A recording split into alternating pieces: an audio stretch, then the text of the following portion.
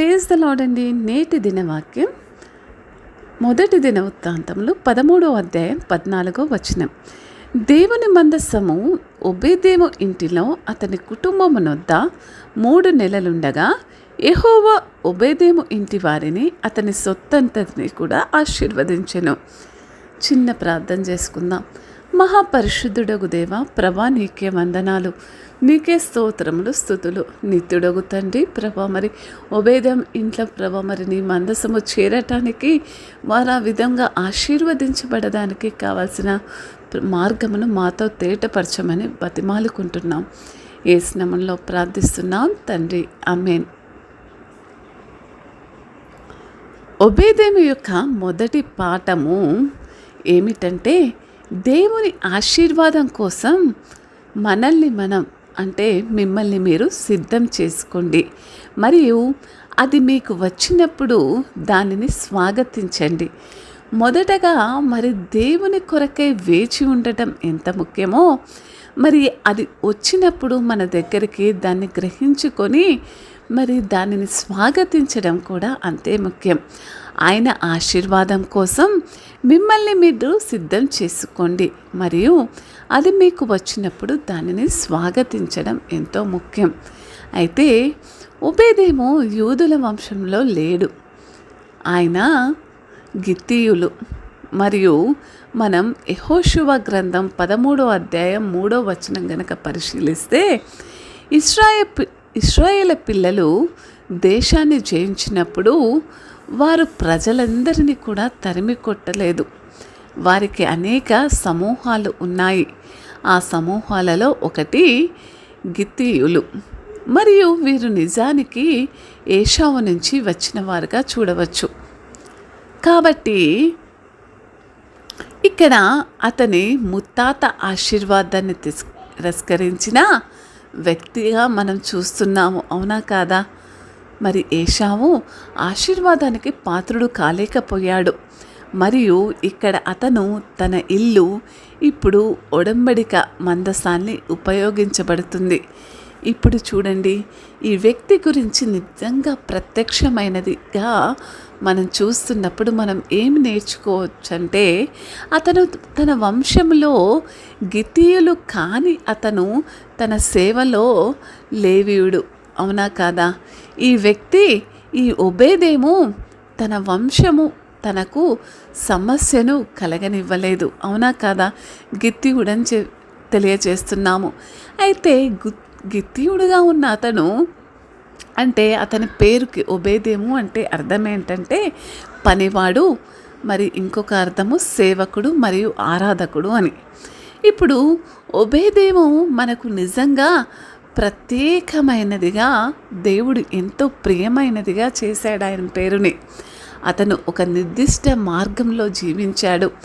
దేవునికి భయపడే దావీదు నిబంధన మందసాన్ని కలిగి ఉండి తన ఇంటిని చూసి మేము దానిని అక్కడకు తీసుకువెళ్తాము అని చెప్పడం ఎంత ప్రత్యేకంగా జీవించగలుగుతున్నాడో చూడండి.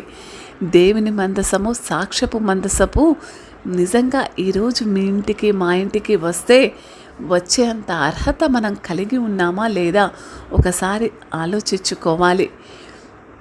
మీ ఇళ్ళల్లో ప్రతి ఒక్కరు కూడా ఆరాధించడానికి వచ్చే ఇల్లుగా ఉందా లేదా? పరిశుద్ధాత్మ గలమైన గాలి మన ఇంట్లో వీస్తుందా లేదా? మరి ఆనాడు ఒబేదేము ఇంటి వారి జీవితాలు దేవునికి భయభక్తులు కలిగి మరి అటువంటి దేవుని యొక్క మరి ఉనికిని వాళ్ళ ఇంట్లో చూపడం వల్ల మరి దేవుని యొక్క నిబంధత లేకపోతే దేవుని యొక్క ఆజ్ఞల ప్రకారం వారి జీవితాలు నడుస్తూ ఉండదాన్ని బట్టి మరి అతను ఆ మందసము తన ఇంటి చేరాక 3 నెలల పాటు ఆశీర్వదింపబడుతూనే ఉన్నాడు. దేవుని వంశానికి చెందినవాడే వాస్తవానికి, నిజంగా, అవునా కాదా? మరి మనం చూసినప్పుడు అతని వంశం, అతని ముత్తాత మరి జన్మ హక్కును అమ్మేసుకున్నాడు, అవునా కదా? జ్యేష్ఠత్వాన్నే అమ్మేసుకున్నాడు. దేవుని వంశానికి చెందినవాడే అనే వాస్తవాన్ని అమ్మేసుకున్నాడు. కానీ అతను దానిని అడ్డంకిగా చేసుకొనివ్వలేదు. దేవునితో తన భవిష్యత్తుకు తన గతం అనేది ఏమాత్రం అడ్డు రాకుండా ఉన్నాడు. ఈరోజు చూడండి, చాలామంది జీవితాలు చూస్తుంటే ఎప్పుడు కూడా ఆ గతంలోనే ఉండిపోవడం జరుగుతూ ఉంది. గతంలోనే ఆనుకొని ఉంటారు. నీ గతం ఏదైనప్పటికీ దేవాతి దేవుడు ఈరోజు ఏమంటున్నాడంటే, ఉబేదేమో ఒక గిత్తీయుడైనా, మరి అతని ముత్తాత ఒక శాపగ్రస్తుడైనా, నిజంగా ఆశీర్వాదాలకు పాత్రుడు కాకున్నా, మరి ఒబేదేము ఇంట చేరిన మందసము, మరి ఒబేదేము యొక్క జీవితాన్ని బట్టి ఆశీర్వదింపబడుతున్నారు. అవునా కాదా? దేవునితో నువ్వు ఆ విధంగా జీవించగలుగుతున్నావా? నీ గత జీవితంలో ఉన్న పాపం అంతటినీ కూడా నువ్వు విడిచిపెట్టేసి నీ గతము వైపు చూడకుండా దేవునితో నీ భవిష్యత్తులో అడుగు వేయడానికి, మరి నీ భవిష్యత్తు ఎంత ఆహ్లాదకరంగా ఉంటుందో ఒకసారి ఆలోచించుకో. మరి నిజంగా అటువంటి జీవితం గడపాలనే నిన్ను నన్ను ఒబేదెము తన ముందు ఏమి నిలవబడనివ్వలేదో, మరియు మనలో చాలామంది మరి అటువంటి జీవితం కలిగి ఉండాలనే దేవాతి దేవుడు ఆశపడుతున్నాడు. మరి నిజంగా మరి అటువంటి జీవితానికి మనం చాలా దగ్గరగా వెళ్ళాలని దేవుడు ఆశపడుతున్నాడు. ఇక్కడ ఒబేదేము 2 విషయాలు తెలుసు. ఒకటేంటంటే, అది కేవలము చెక్కతో తయారు చేయబడి బంగారుతో చుట్టబడిన మందసం కంటే ఎక్కువ అని అతనికి తెలుసు. అవునా కాదా? అది దేవుని యొక్క ప్రత్యక్షణ ఆనాటి కాలంలో అది మందసము. అయితే అది కేరీబులు మరియు పీఠం గురించి కూడా కంటే ఎక్కువ అని కూడా అతనికి తెలుసు. అవునా కాదా? ఏ 2 విషయాల కంటే ఎక్కువ అని దేన్ని పోలుస్తున్నాడంటే, అది నిజానికి దానిని నిర్మించడానికి నేర్పించిన దేవుని గురించి అతనికి ఎక్కువగా తెలుసు. దేని గురించి తెలుసండి? తన ఇంటికి వచ్చింది ఒక చెక్కతో చేసి బంగారంతో పూతపోయబడిన మందసమే కావచ్చు. దాని గురించి తెలిసినప్పటికీ, తర్వాత కేరూబుల గురించి తెలిసినప్పటికీ, ఈ రెండింటికంటే అతనికి ఎక్కువగా దాన్ని సృష్టించిన దేవుని గురించే తెలుసు.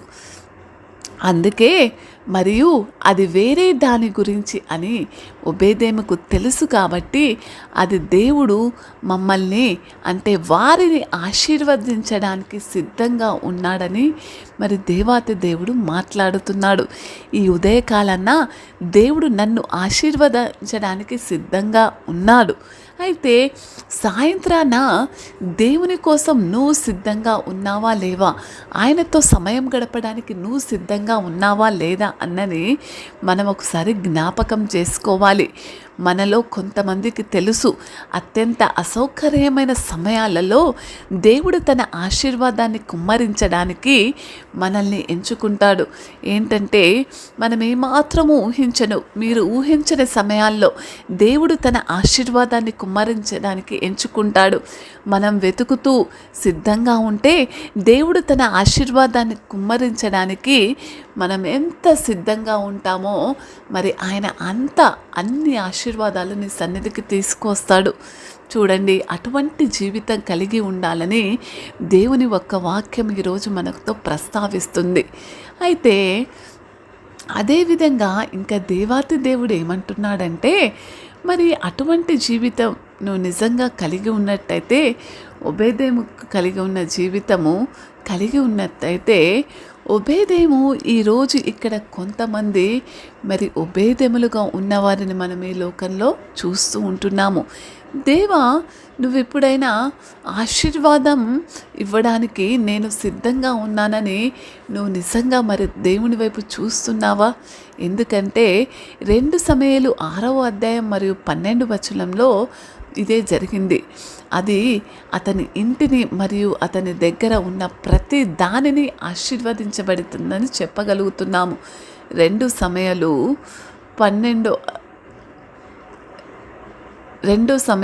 6వ అధ్యాయం 12వ వచనం కనుక మనం చూసినట్టయితే, మనం ఇప్పుడు వాడు కనికరము లేక ఈ కార్యము చేసెను గనక ఆ గొర్రెపిల్ల ప్రతిగా 4 గొర్రెపిల్లలను ఇవ్వలనని 6వ అధ్యాయం 12వ వచనం. దేవుని మందసం ఉండుట వలన యెహోవా ఒబేదేము ఇంటి వారిని అతనికి కలిగిన దానినంతటిని ఆశీర్వదించుచున్నాడన్న సంగతి దావీదుకు వినబడెను. అది దాన్ని బట్టి ఉండడం వల్ల మరి ఆశీర్వదించబడుతున్నారని విని అతని చుట్టూ అతని దగ్గర ఉన్న ప్రతి దాన్ని ఆశీర్వదించిందని చెప్తుంది వాక్యం. అది అతనికి ఉన్న ప్రతి దాన్ని ఆశీర్వదించింది. ప్రజలు చుట్టూ ఉండాలని కోరుకునేంతగా దేవుడు నిన్ను ఆశీర్వదిస్తానని ఊహించగలరా? నేను చెప్పేది ఏంటంటే, మీరు దేవుడి నుంచి ఏదైనా చిన్నది ఆశిస్తున్నారేమో, కానీ మీరు చెప్పేది వినడానికి ప్రజలు ఇష్టపడతారు. ఏంటంటే మీరు అంత ముఖ్యమైనది ఏంటంటే దేవునికి మీరు ఎంత ముఖ్యులో దేవాది దేవుడు ఈరోజు సూటిగా మాట్లాడుతున్నాడు. ఏమంటున్నాడంటే, దేవుని మందసము వలన యెహోవా ఒబేదేము ఇంటి వారిని ఆశీర్వదించిన విధముగానే మరి ఒక వ్యక్తి జీవితం దేవుడు మనల్ని ఆశీర్వదించినప్పుడు మనం ఎలా ప్రవర్తిస్తామో మొత్తం దేశానికి నేర్పిస్తుంది. దేవుడు తన ఆశీర్వాదం కుమ్మరిస్తున్నప్పుడు మనం అలాగే ప్రవర్తించాలన్నది అంతే ముఖ్యం. నా ఇంటి విషయానికి వస్తే నేనైతే ఇలాగే చేస్తాను. నేను దేనికోసం సిద్ధమవుతున్నానంటే, నేను నా జీవితాన్ని దేవుని యొక్క ఆశీర్వాదాలు కుమ్మరించడానికి సిద్ధపరచుకుంటూ ఉంటాను. మరియు దేవుడు నాకు మరిన్ని ఆశీర్వాదాలు తెస్తే నేను కూడా దానికి స్వీకరించడానికి సిద్ధంగా ఉన్నాను. కాబట్టి ఇక్కడ ఈ సాక్ష్యపు మందసం తర్వాత ఇశ్రాయేలు ప్రజలందరూ కూడా మందసంతో ఎలా నడవాలో చూశారు, అవునా కాదా? మరి తెలుసుకుంటాడు. ఆ తర్వాత ఒక మందసంతో ఏ విధముగా ఉండాలి, ఏ విధంగా ప్రవర్తించాలి. దేవుని సాక్ష్యంతో నడుస్తున్నప్పుడు మత్తయి 5వ అధ్యాయం 14వ వచనం నుండి మనం చూసినట్టయితే, ఎప్పుడైతే నువ్వు సాక్ష్యంతో ఎలా నడవాలో చూపిస్తున్నప్పుడు దేవుడు సూటిగా మాట్లాడుతున్నాడు. ఏంటంటే, మీరు నాకు సాక్షులైన మీరు లోకమునకు వెలుగై ఉన్నారు. కొండ మీదున్న పట్టణం ఎప్పుడు కూడా మరుగునై నుండనేరదు. అంటే దేవుడు మీలో ఉంచిన వెలుగును దాచలేమని దానికి అర్థం. ఒకవేళ నువ్వు ఒబేదేము వలె, మరి చూడండి, ఒబేదేము ఇంట్లోనే ఆశీర్వదించబడుతున్నారు, ఇంట్లోనే జరుగుతున్నదంతా. అయినప్పటికీ ఎక్కడో ఉన్న దావీదుకు కూడా సమాచారం అందింది, అవునా కాదా? ఎప్పుడైతే దేవుడు నీ కుటుంబంలో కూడా ఆశీర్వాదాలు కలిస్తాడో నీ చుట్టూ ఉన్న లోకమంతటికి కూడా అది తెలుస్తుంది. ఏ విధంగా అయితే ఒక లోకమునకు వెలుగై ఉన్నారు అంటే, ఏ విధముగా ఒక వెలుగు దీపస్తంభం, ఎప్పుడైతే ఒక దీపము, మత్తయి సువార్త 5వ అధ్యాయం 15-16లో చెప్పబడిన విధంగా మనుషులు దీపము వెలిగించి కుంచె మీద పెట్టరు, దీపస్తంభం మీదనే పెట్టుతారు, అవునా కదా? ఆ విధంగా వెలిగించిన ఒక వెలుగు తన చుట్టూ ఉన్న వారికి ఖచ్చితంగా చీకటిని తరిమివేస్తుంది, అవునా కాదా? అదేవిధంగా ప్రభువు యొక్క సత్క్రియల చేత వెలిగించబడిన నువ్వు నేను, మనుషులు మన సత్క్రియలు చూచి పరలోకమందున్న మన తండ్రిని మహిమపరచునట్లుగా మన వెలుగు వారి ఎదుట ప్రకాశింపనీయుడి అని దేవుని వాక్యం సెలవిస్తుంది. ఇక్కడ ఒబేదోము యొక్క జీవితంలో అదే జరిగిందండి. ఒబేదేము యొక్క ప్రవర్తనను బట్టి దేవుడు వారిని ఇష్టపడిన దేవుడు మందసాన్ని వాళ్ళ ఇంటికి చేర్చి ఆశీర్వదించడం